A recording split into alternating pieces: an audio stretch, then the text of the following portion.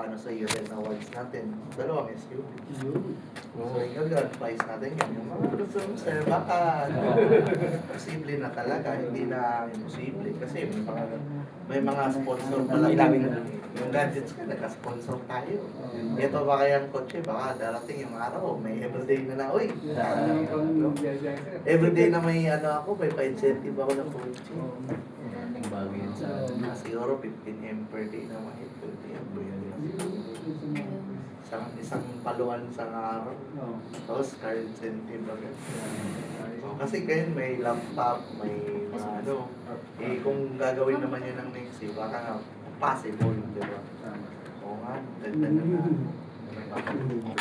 So ito yung sa Mexi na ano, na ginawa namin kanina. Yung, well, alam na to ng iba, pero ngayon kasi ma'am, sa katotohanan lang ng lahat, nagmamax na talaga tayo sa mga bank accounts. Like, yung iba, possible na talaga tayo makainitan sa AMLA kasi sobrang dami talaga ng transactions. Kailangan natin i-divide na may physical na cash, merong naka-online na e-wallets, may naka-bank, sa corporate at lahat-lahat, and then may mag-cryptocurrency wallet. Kaya, dahan-dahan, since magla-launch naman, yung mga talagang interesado at gustong matutong mag-trade, kailangan na din nilang mag-set up ng cryptocurrency account, pati crypto wallet. Kasi, ganun din naman. Gusto matutong mag-trade, gusto mag-trade, eh, mas mabuti pa na gawin na lang tong, i-set up na lang tong account nila. Kaysa sa mag-antay-antay pa, eh, mas better na lang na ngayon na nila gawin. Kung may kita pa si ma'am. 200. O dapat ma'am, i-try mo ni nga, i-try mo maggamit ng trading signal pag once kabaw-kabaw na kakay. Para mapareha po ka atong ang kang JM ba? Basin DIO. Kasi madali lang naman yun i-apply. Kahit saan na exchange, pwede naman i-apply.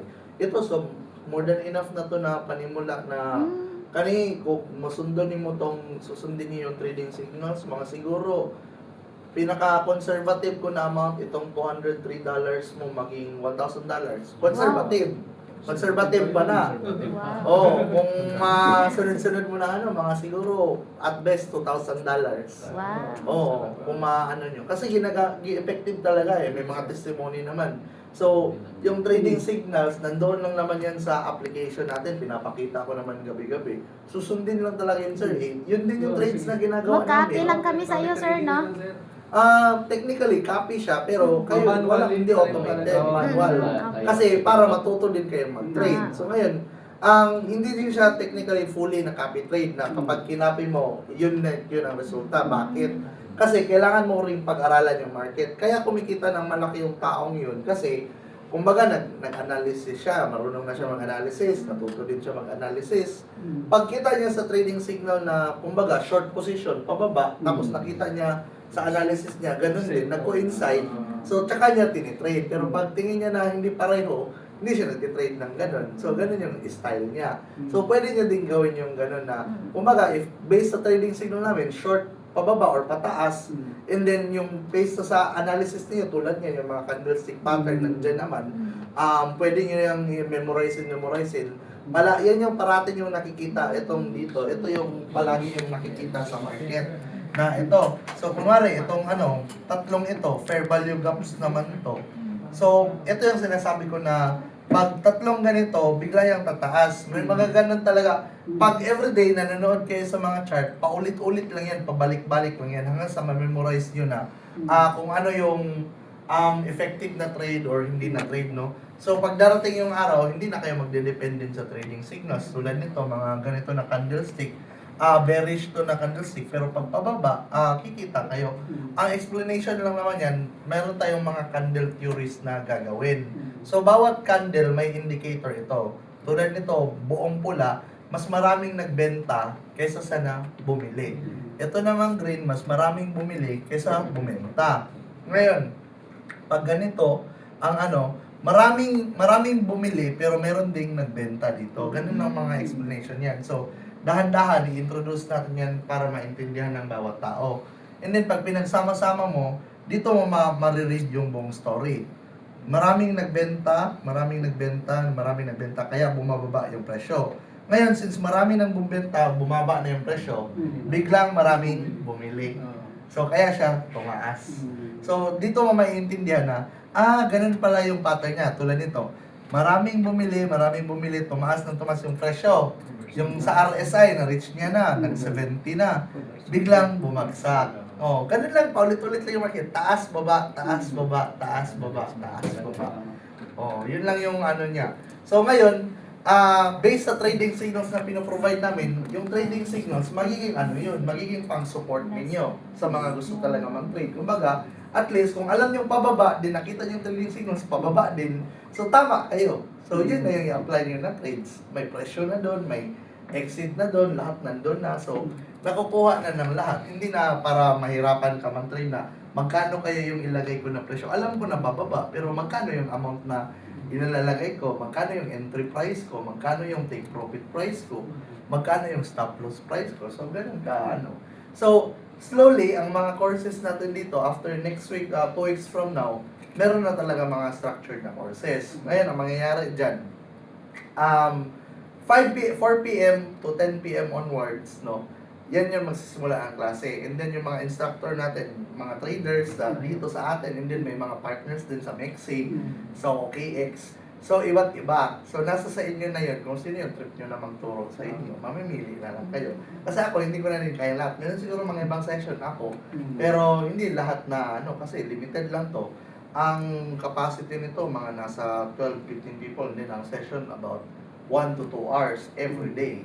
So, attend na lang every day, and then mag-register, mag-secure ng schedule, and then by the weekends, whole day talaga siya. Kasi weekends, Friday, Saturday, Sunday, ano siya, para yun sa mga nagtatrabaho, may mga busy, hindi.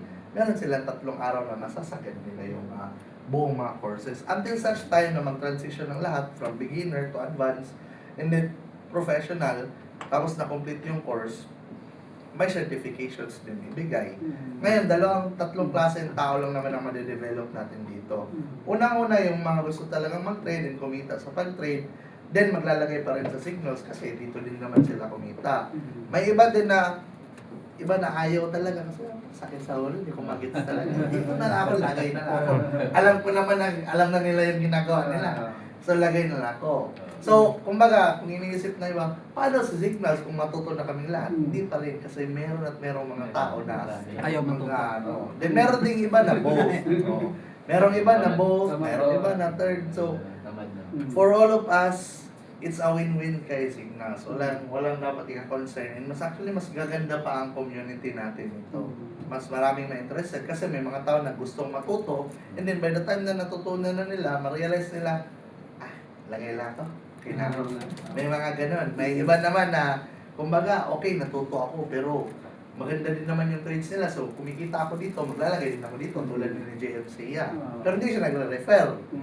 May iba na siguro, sagarin nila yung 5. Mag-refer pa sila, maglagay pa sila, tapos may trading signals pa sila, plus may live trade. So, depende na yon. So, yung kitaan dito, marami, 5, sobra. So, imposible talaga na walang sabihin lang natin na hindi naman yayaman agad, pero imposible talaga na wala kang kakainin araw-araw. Ganun na lang. Makakakain ka at makakakain, kikita at kikita, tuloy-tuloy, walang problema.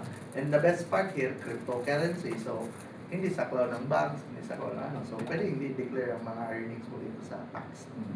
Nasa sayo na lang. Ngayon, ang maganda dito para sa amin din sa Signals, kung matuto kayo lahat mag-crypto, provide ng trading signals. So, kumikita kayo doon din, yung mga sobrang kita ninyo, minsan nilalagay nyo dito, minsan hindi, depende na lang. Pero either way, win-win para sa Signals yun. So, win-win para sa lahat. Kumikita kami, kumikita kayo, everybody happy. Ayun lang. Anyways, Ganito ka type of